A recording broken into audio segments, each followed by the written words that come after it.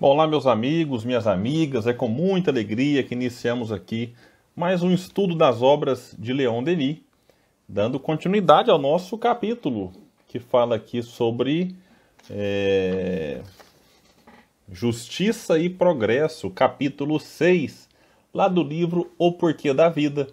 É um livrinho bem fininho, depois quem não tiver adquirido ele, é bom procurar numa livraria, procurar aí numa forma, né, de você comprar e adquirir.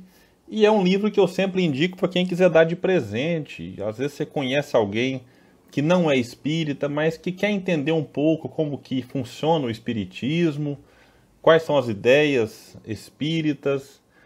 Enfim, é um livrinho bem interessante para aquele que ou não conhece o espiritismo, ou aquele que já conhece, mas que quer conhecer um pouco do pensamento de Leon Denis, ou aquele até que já conhece Leon Denis, mas que não conhece essa obra ainda. É importante que tenha acesso a ela.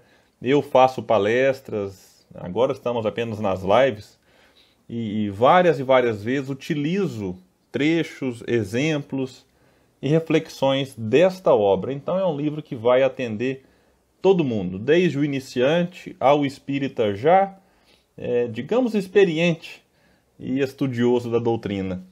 Hoje nós daremos continuidade. Aqui a gente vinha falando aqui a respeito da dor, do seu papel, da sua importância para o progresso do espírito. Só que Denis, num dado momento aqui, ele começa agora a trabalhar a ideia do espírito que consegue progredir e avançar rumo a novos mundos. Vejamos o que ele nos fala aqui.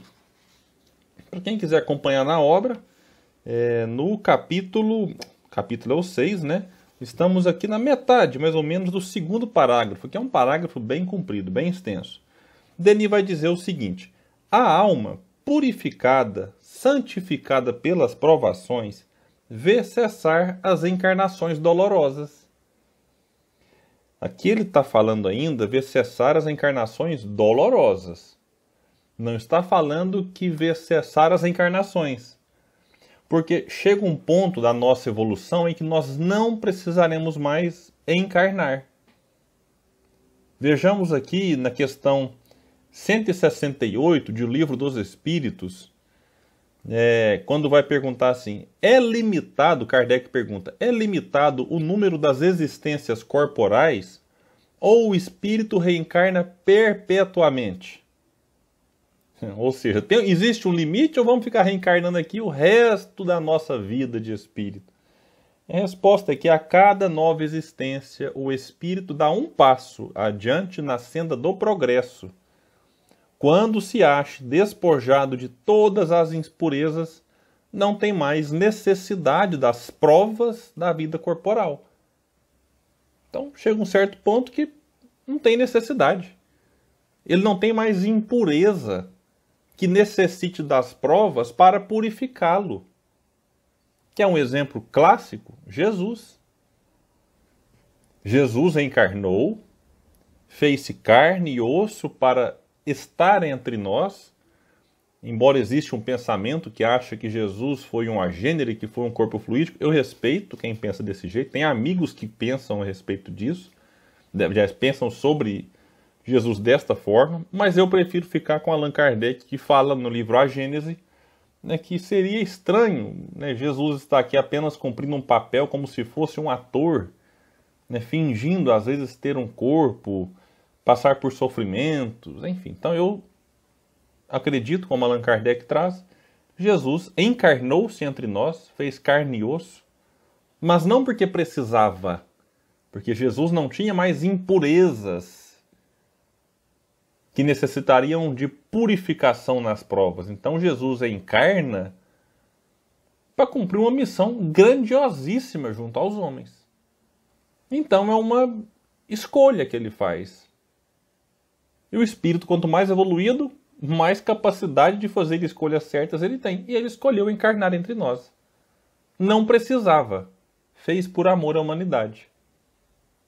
Mais ou menos uma comparação muito pálida quando a gente observa em algumas obras de André Luiz, por exemplo, Espíritos que não precisavam mais reencarnar próximos de filhos de ex-maridos, porque elas não carregavam consigo mágoas, rancores, ressentimentos, qualquer tipo de sentimento negativo que servisse de impureza, que necessitaria ali de uma reencarnação próxima. Mas as pessoas às vezes fazem isso porque amam os outros e mesmo não precisando, optam e pedem para reencarnar juntos para auxiliá-los no progresso.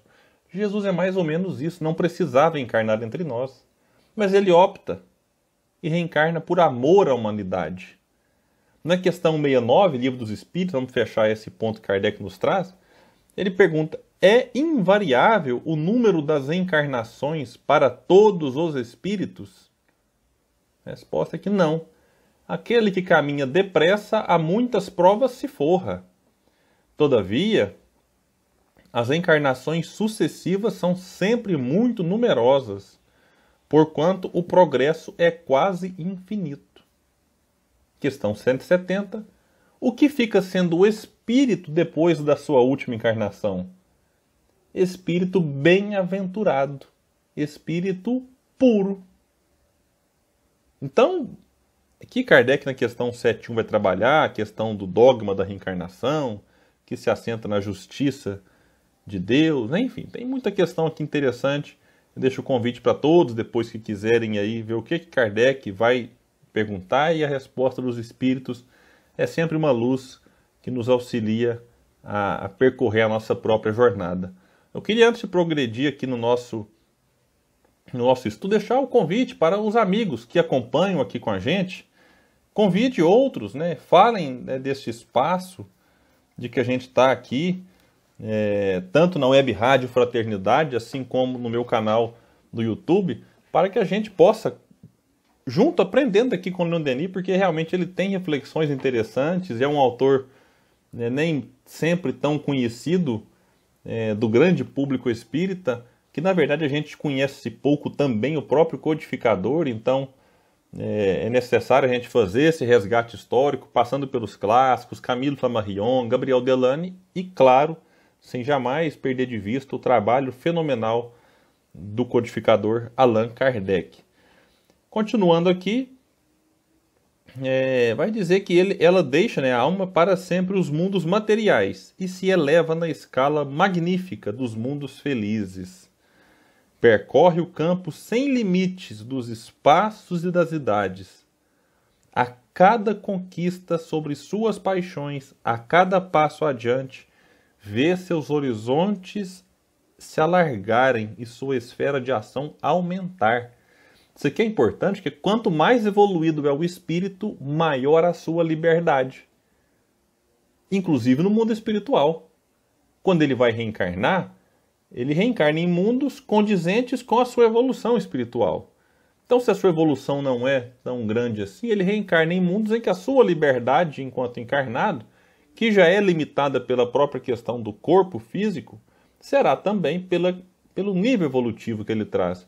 Mas quando desencarna, e às vezes esses espíritos mais evoluídos se sujeitam a reencarnar em mundos mais grosseiros, quando eles desencarnam, eles têm maior liberdade, de tal modo que aqueles espíritos bem inferiores, bem apegados à matéria, com perispírito mais denso, mais pesado, mais, de certa forma, material, se assim podemos dizer, eles ficam muito apegados ao terra-a-terra, ficam quase que chumbados ao nosso mundo.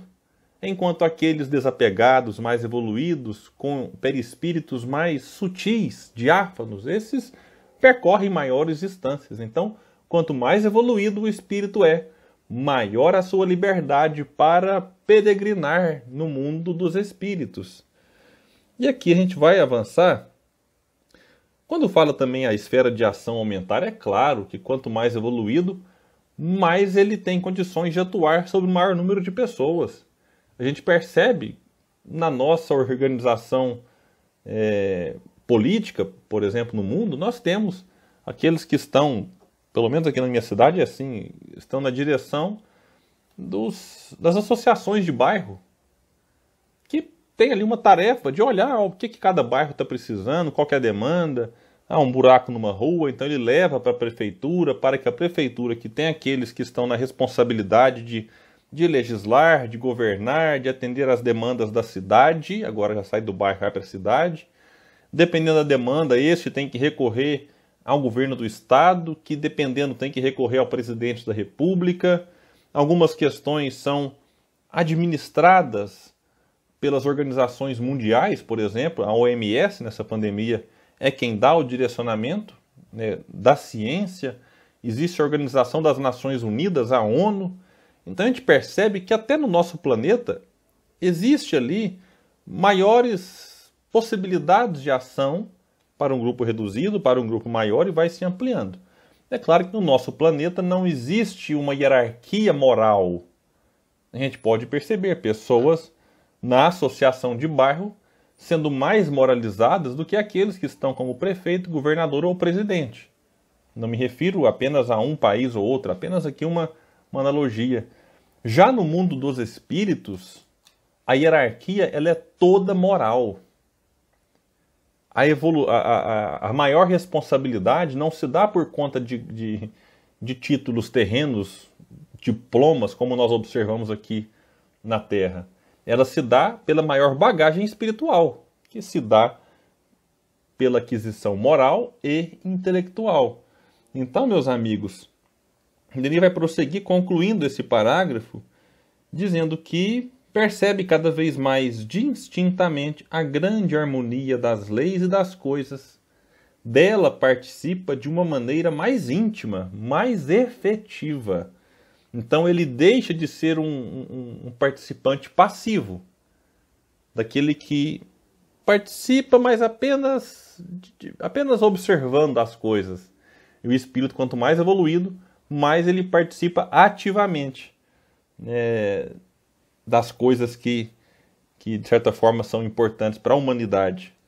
Então o tempo para ela se apaga, os séculos transcorrem como horas, e unida às suas irmãs, companheiras de viagem eterna, prossegue sua ascensão intelectual e moral no seio de uma luz sempre crescente.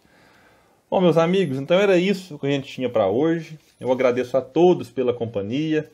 Nós ficaremos ainda alguns estudos nesse capítulo 6, que é o capítulo mais extenso e riquíssimo de reflexões. E o nosso intuito não é correr com a obra, é tentar extrair ao máximo o que ela nos oferece, para que a gente não só compreenda o Espiritismo e o pensamento de Allan Kardec e Leon Denis, mas para que a gente possa vivenciar um pouco melhor tudo isso que nós já conhecemos. Muita paz, fiquem todos com Deus e até o próximo nosso estudo das obras de Leon Denis.